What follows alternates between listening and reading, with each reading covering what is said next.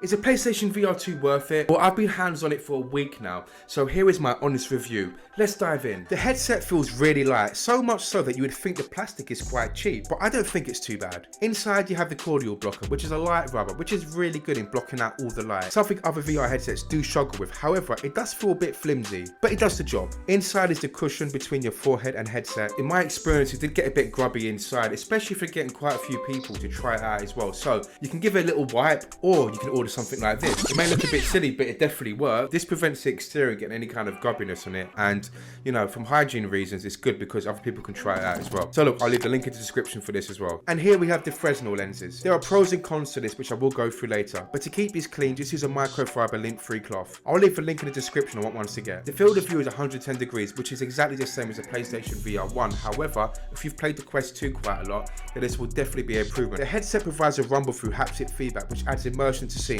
When you meet that thunder jaw on the ground rumbles, it's subtle and sometimes you might not even notice it, but when you do, it's really cool. Now look, overall the PlayStation VR 2 looks really cool and futuristic. It looks very similar to the PlayStation VR 1, and this isn't a bad thing, and to make things even better, it is a dream to put on. You have the Halo strap, which means you grab here and press the middle button on the back and the strap to pull out and adjust it right to the base of your head. On the front of the headset is where you adjust the lenses in and out to find that sweet spot like this. And the benefit of the strap is the weight is distributed below here, whilst as the headset rests on the forehead, it means the front part feels non-existent, literally.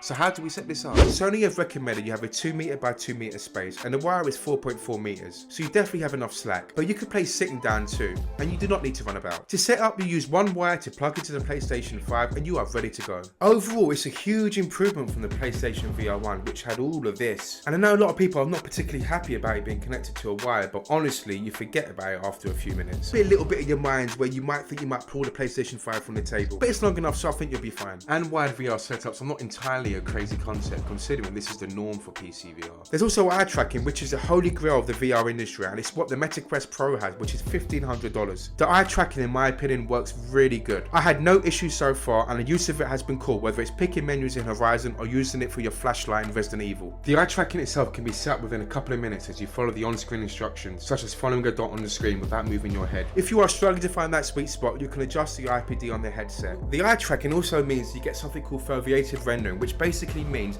the graphical power is focused on the areas you're looking at in particular. If you're really looking for it in the corner of your eyes, you can see a slight blur. If you're looking for it, you're going to see it. And I've been so immersed in games I've not noticed. Once you go through this, you are greeted with the pass-through mode, which can simply be entered at any point with a click of a button under the headset. This is called the function button. This is such a great feature and saves you from having to take your headset on and off. Here you can grab your phone, have a snack, hands got a E, or them gotta eat. Your room is then mapped out like a blueprint as it highlights what areas are safe and what are not, and then you can adjust this as you see fit. That means highlighting things that might not have been picked up by the PlayStation VR 2. Now what about the display? The display is an OLED HDR panel, which is instantly a huge leap in power from other displays. Backed up by 2K resolution per eye and 120Hz refresh rate means the PlayStation VR 2 graphics are insane. On Horizon, colours look so good and vibrant, and the blacks don't appear washed out. Now there has been a lot of talk of screen door, and this is definitely there, but I really noticed this, as it wasn't something that frequently popped up unless you're really looking for it. See, the thing with OLED panels, they are great at bringing light and dark to pictures and really bringing this out.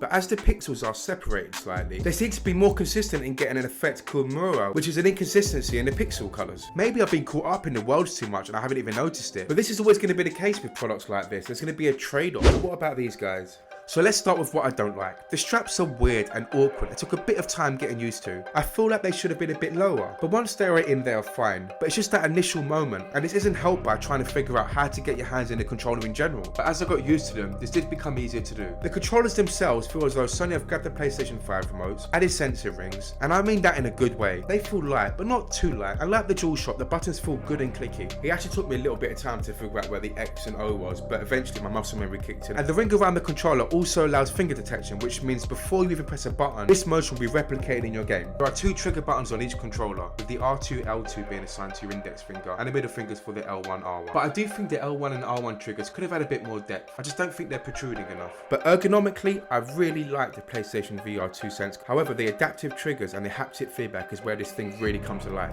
The adaptive triggers mean that when you pull that bow back, you feel a slight resistance in your hands. The shotguns on Pavlov felt crazy. Or the haptic feedback means when your hands brush rush water, foliage, or a surface, there was a slight rumble which acts as if there's an actual item there or object. It's hard to describe this unless you've experienced it for yourself, but let me tell you, it is incredible and it's a new level of immersion. However, on the negative side, the Sense controllers do have a battery life of around 4 to 5 hours, which isn't particularly long, so you really do need a charging dock in my opinion. So when you put it down, you can instantly charge it up straight away. So I did actually have some tracking issues when I played Horizon. During the Thunderjaw scene where I was zipping out arrows from behind my back, and maybe due to the speed, but it sometimes was not as smooth as I would like it, and my arrows just got caught in the air. This is one of the drawbacks of the PlayStation VR 2. As the cameras are at the front, over the shoulder motion could get untracked, but 9 out of 10 times it was good for me. But as of yet, and given the technology and where we are with VR in general, it was never going to be perfect, but I am interested to see how this would fare in other games as well. Blurry vision seems to be a big thing that's mentioned by quite a few people that have played it. It is definitely there, but once you find that sweet spot, it's cool. But for some people, they still didn't resolve it. This could be related to my earlier point about how the Halo strap fits on your head, and also the reality is, it's just one of the negative things about using Fresnel lenses. See, Fresnel lenses are great when you hit that sweet spot, but if you don't get it, then things do look blurry. Now, motion sickness is always going to be a big subject when it comes to virtual reality products.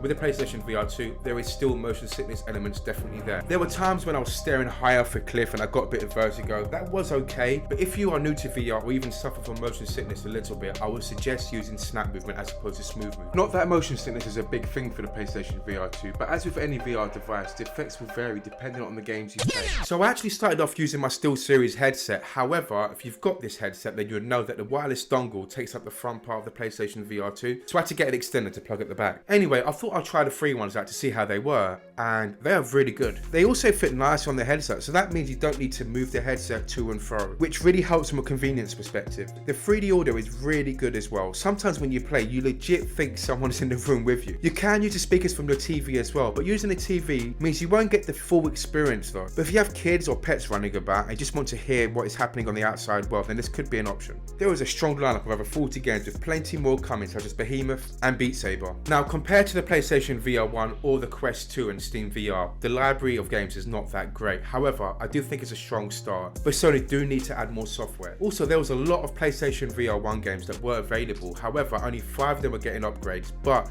these games that do get upgrades, such as Moss, look so good with the new PlayStation VR 2. In my personal opinion though, Horizon is the go-to game in terms of showing what is possible with the PlayStation VR 2, graphically and technology wise. And yes, I know it's a lot of climbing, more than it should be, but I'm still enjoying it. Then there is GT7, which is absolutely mind-blowing. It's hard to put into words unless you experience it, from the sheer thrill of racing your favourite car, to seeing in your rear mirror and looking to the right as you overtake, to the feeling you get in your stomach as you go down a hill really fast. It's incredibly realistic. Of course, ideally you do need a will to really embrace this, but I played with the DualShock and it was actually really fun too. Then there is Resident Evil Village, which is the horror go-to game, and the guns feel meatier than ever and it's scarier and creepier than ever before as well. However, we do need to see more AAA type experience games coming for the PlayStation VR 2. So look, if you're looking for a VR headset and you have a PlayStation 5, then the PlayStation VR 2 for me is a no-brainer. The little issues and problems I've mentioned are actually minor compared to the experience you get. And if you don't own a PlayStation 5, then it's still worth it, as the PlayStation 5 on its own is still worthy of a purchase. It's important to remember that VR is still in the evolutionary stages, and there will be trade-offs in terms of technology.